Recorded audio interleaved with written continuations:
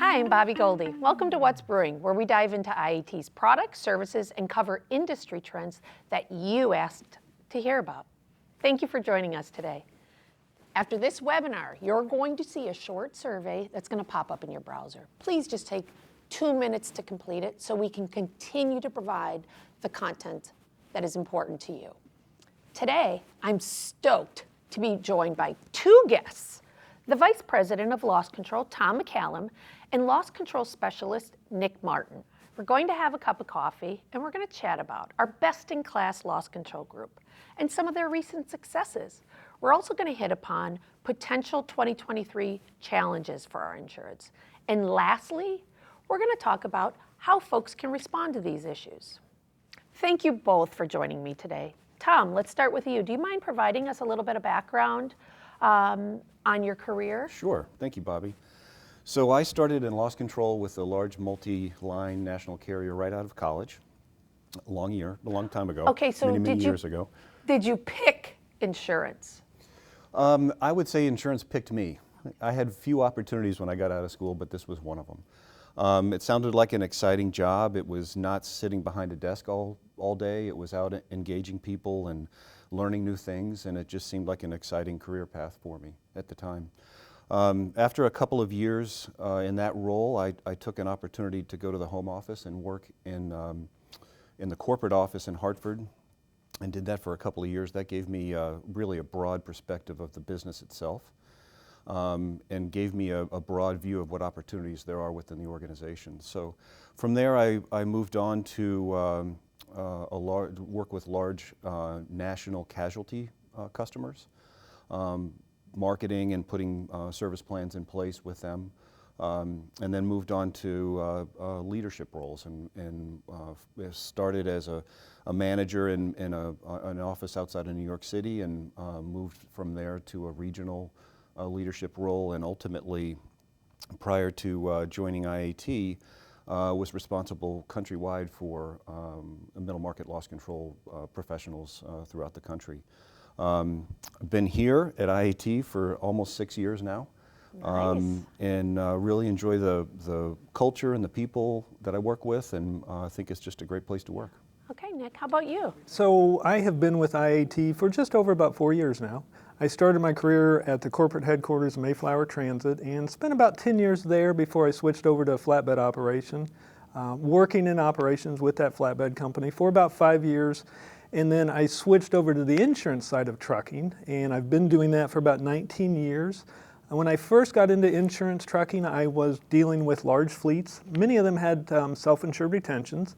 And then for about the past 12 years, I've worked with carriers from 10 power units up to 250 to 1,000 power units. So happy to be here and have enjoyed the time here at IAT over the past 4 years, definitely.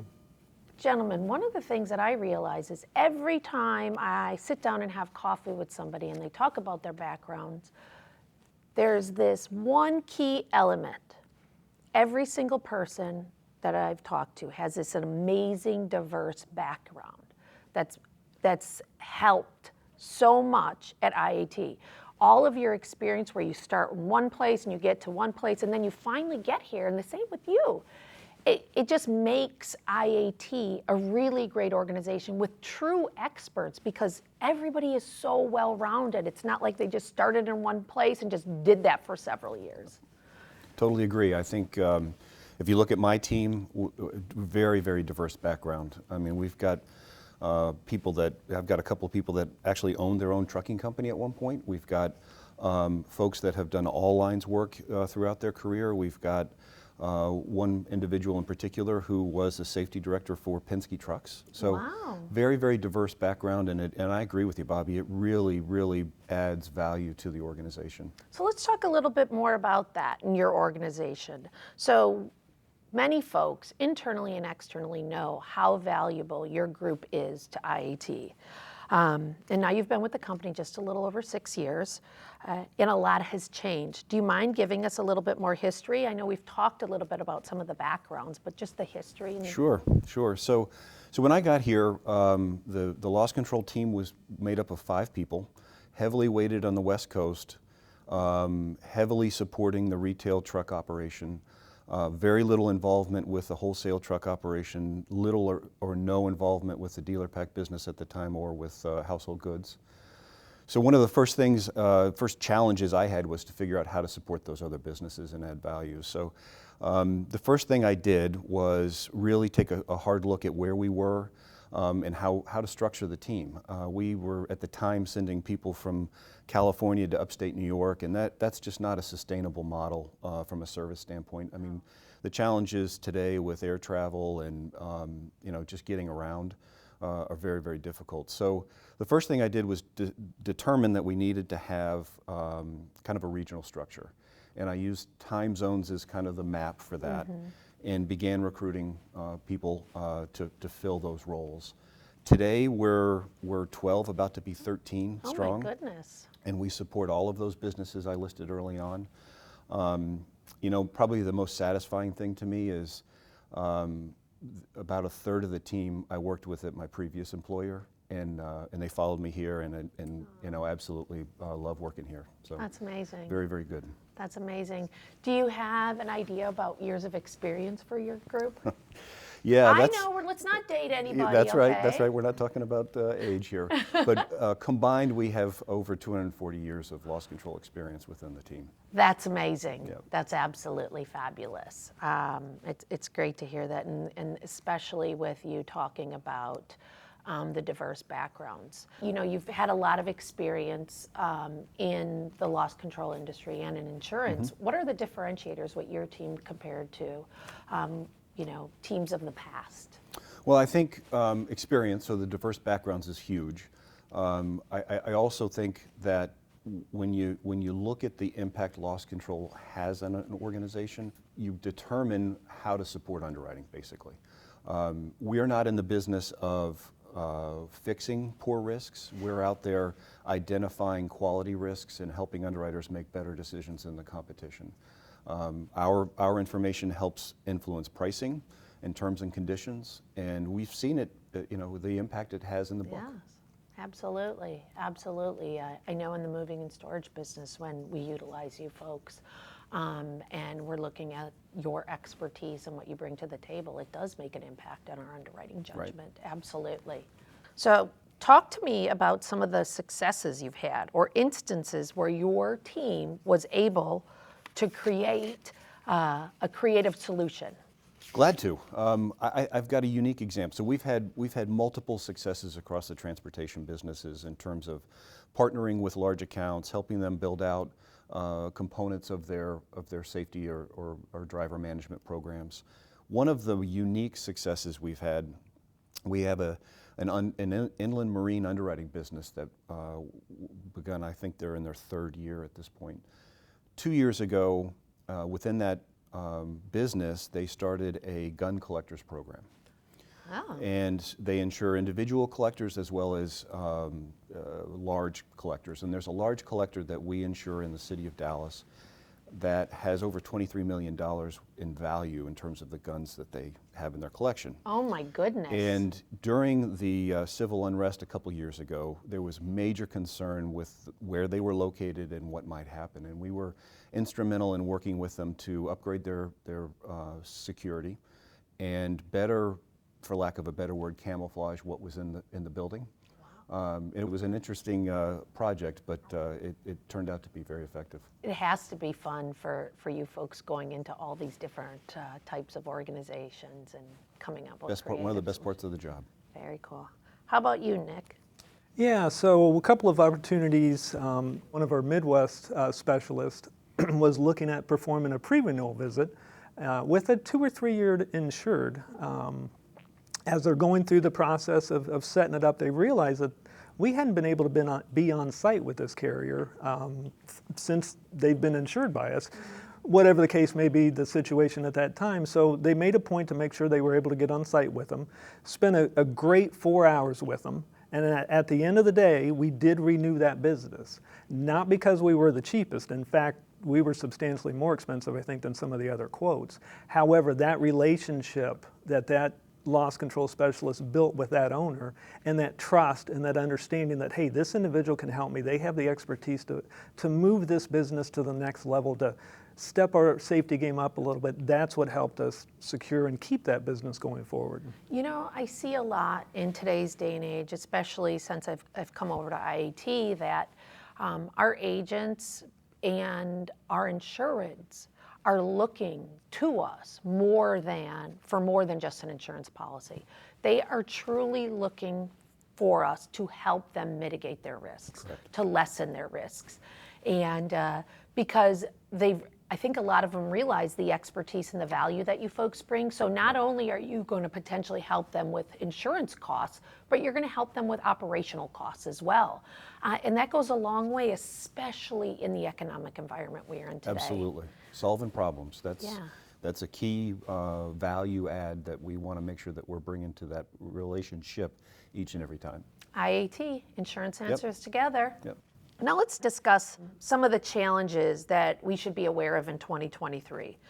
And what I don't want us to do, because I think we're all belabored with this and we're all feeling it on a day-to-day basis. We all know we have supply chain issues, Right. social inflation, labor shortages. So outside of the things that keep smacking us upside the head every day, what else should agents and insureds have on their radars right now for 2023?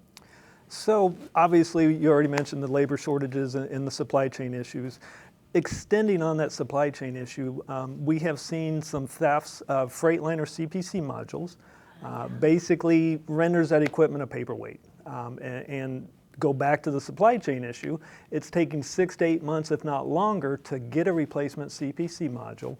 And then you've got cost extending anywhere from $1,000 to $4,000 to $8,000, depending on where you're having that worked on and replaced. Not to mention the windshield or window that has to be replaced, or the dashboard area, and the wire harnesses. So that's definitely a challenge we've seen recently. And then also, as far as companies needing to diversify, they want to get outside of their normal market, do some things that they haven't done, because there's some revenue streams out there. There's opportunities to hire more people, bring more equipment on board. Specifically in the moving and storage industry, we're seeing some junk hauling that we haven't necessarily seen in the past as much as we are now. We're also seeing some last mile deliveries where they're bringing in interior decorators, hospitals, hotels. Yeah. They're bringing in their furniture into their warehouse, they're inspecting it, storing it, and then they're staging it, getting it ready for delivery out, and then they're making those deliveries. So that's all outside of their normal scope of operation that they're not necessarily used to. So that's definitely a challenge for us, for them, for our agents, is making sure we understand what that business is, making sure they understand what that business is, and that allows us to help them move forward with that and hopefully be profitable going forward, definitely. I think about early in the year, there was a lot of noise around the ports on the West Coast. And intermodal carriers were dramatically impacted by the backlog, basically, of container ships. And more recently, we've seen that backlog has essentially evaporated, and many of those ships have made their way to Gulf of Mexico ports or East Coast ports. So we're seeing a shift of impact on the intermodal carriers from the West Coast to the East Coast now, putting a lot of pressure on them to deliver, to extend, working hours and things that, really kind of lend themselves to increased risk. And it's something that we're sensitive to, and when we come across those carriers, we're thoughtful around how we talk with them about the exposures and how they're responding, and make sure that we understand how they're operating. I want to touch upon one thing that I'm managing through in the moving and storage unit. It's the emissions requirements in California. So do you want to speak a little bit about that? Sure. So what we've seen a number of household goods carriers that are challenged by emission requirements in the state of California. Diesel vehicles that are older than 2010, the state won't re-register them. You cannot put them back into legal service. And that puts pressure on these carriers who may not have enough money to buy a new vehicle or potentially have a vehicle ordered, and because of supply chain issues, it's delayed 8, 10, 12 months. So they make the decision to operate illegally in unregistered vehicles, and it's just a poor business decision. We've seen that happen a couple of times. We're putting some information together to highlight the issue to our agents and our policyholders. And when we come across those vehicles, we're thoughtful around the conversation we have with the policyholder to make sure they understand the risk, the increase in risk, but we're also talking with underwriting about it to make sure we're making a good business decision. So let's continue with this topic. We've talked about the challenges, but now let's transition into some potential ways organizations can manage through or combat these. And I want to stay with you, Tom, on this whole California mission. So are there things our organizations can do to manage through having vehicles that are not going to pass the emissions test in California? There are some options for California-based businesses operating diesel vehicles older than 2010. The first one and easiest would be to find a leased vehicle to replace that vehicle. Obviously, if you can find them, we all know the challenges of straight trucks these days. Another option would be to sell that vehicle to a non-California-based business and use that revenue to try to replace that vehicle to be compliant. And the last option, which is probably the least attractive, is idling that vehicle. It's what we have to deal with. Right. So now back to you, Nick. How can insureds combat some of those challenges that they could be facing in 2023? Sure. So, technology is a very prominent part of the trucking industry, as we all already know, and that's going to continue going forward, definitely, and it's going to get better. Taking advantage of that technology for efficiencies and profitability, and not just from a company standpoint, but looking at it from the driver standpoint. Are there better routes we could be providing the driver with? Are there ways that we can reduce their out-of-route miles? What about parking? I mean, parking is very difficult for a tractor trailer right now, and it has been for a while. So if technology can help them find better parking, safer parking on a regular basis, that's definitely a win for the drivers. And at the same token, use technology for your equipment basis. I mean, if we're monitoring the engine, the RPMs, the idle times, things along those lines, it gives us an opportunity to increase the longevity of that equipment. And then, of course, the drivers. One of the most important part of any trucking company or moving and storage account are the drivers. So if we've got an opportunity to use technology to that advantage to provide more pay to the driver, more home time to the driver, that definitely makes everything work a little bit better for the entire company. It's definitely technology advancement, and using it to the full potential is a great opportunity. Tom. Yes. Nick mentioned junk removal. In the moving and storage industry, we as underwriters are seeing a lot more of the junk removal coming across our desk as some of the exposure, because again, like you folks have said, these organizations are trying to diversify their revenue sources. Do you have any type of recommendations for risks that are looking to going into junk removal, best practices, or agents if they're talking to their clients about junk removal? Yes, we do, Bobby, and we've seen it so frequently that we've been able to develop some best practices, some things that we recommend they do without question. Nice. In terms of limiting the types of junk that they are willing to remove, covering beds and that kind of thing. So we do have some guidance that we provide to those customers when we see that operation on the household goods side. And I can only believe we're going to see it more frequently. There seems to be a significant margin increase. Yes. From what we're hearing for those businesses that head down that path, and I think customers are more than willing to get rid of their junk in an easy way. And I'm not going to say it because it's so easy to buy more junk online and then you run out of room to store your junk. So you have to painfully decide what you're going to donate or give away or, haul away. Right. So I can totally see that. Yep. Nick, earlier you mentioned CPC module thefts with regards to potential or an increase in exposure now and going into 2023. What can risks do to better protect themselves against thefts like that? Definitely, great question. First thing, knowledge is power. So letting your drivers know that there's things happening out there that they can take some measures to stop it from happening, and just knowing that can help stop it from happening. But we talked earlier about route planning and parking, finding safe, well-lit areas to park, making sure that you're locking your doors, rolling up your windows, and certainly taking your keys with you. And not just in parking spots, but even for moving storage companies when they're at a job site. That truck could sit idle for a while and the keys could be in it all that time. Somebody could very easily come up and steal that CPC module. So those are some of the things that we could do to help reduce that theft from happening and move forward from there. The thing I like about the feedback that you folks are giving, it's things as organizations are just running their day-to-day that they can implement that'll really help them save costs. Yep. And I think to some extent we look to see if it's going to work for that insured, and we talk them through that. Hey, here's some suggestions, recommendations. What do you think about this? How would you go about implementing that and work with them in regards to that, definitely. Yeah, sometimes the simplest solution is the best. Yes, absolutely. All right, so there was a lot of information in there that you folks just gave with regards to challenges as well as solutions. And so for me, am I just going to have to keep rewinding this webinar over and over to remember what these great solutions are? Or is there a place I could go? Funny you ask. We have a couple of avenues that we use to get information out to our policyholders. We have a loss control website that contains a lot of safety-related material, training material, inspection forms.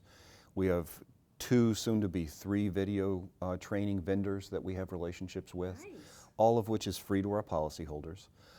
We also have an IAT blog where we publish current information. So emerging issues, CPC, Nick mentioned that earlier. We've put some information out on that recently.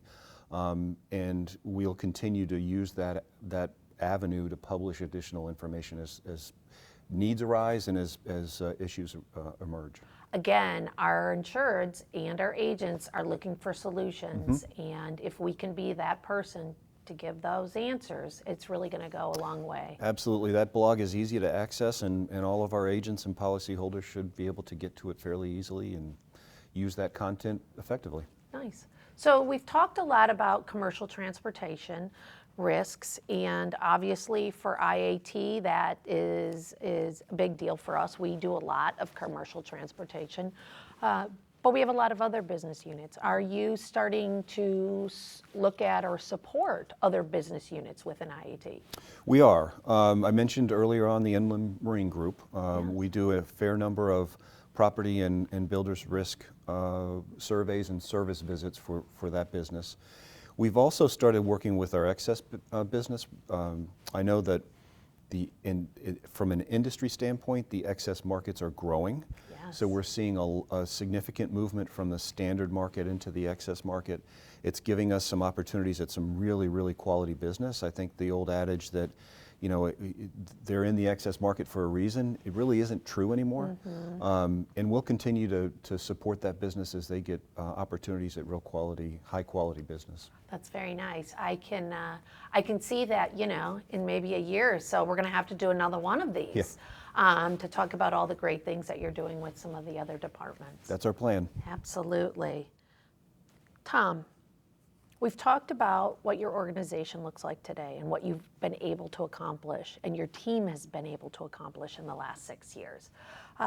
So if we had a crystal ball and we were looking into the future, what is your organization going to look like? Ooh. Well, that's a great question, actually.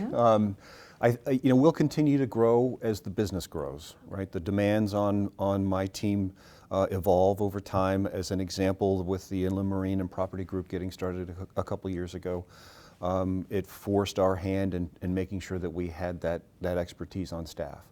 That will continue to grow as those businesses expand, for sure. And then we'll try to stay as close to the business, the new businesses that emerge within the organization, or simply grow. We'll stay as close as we can to them.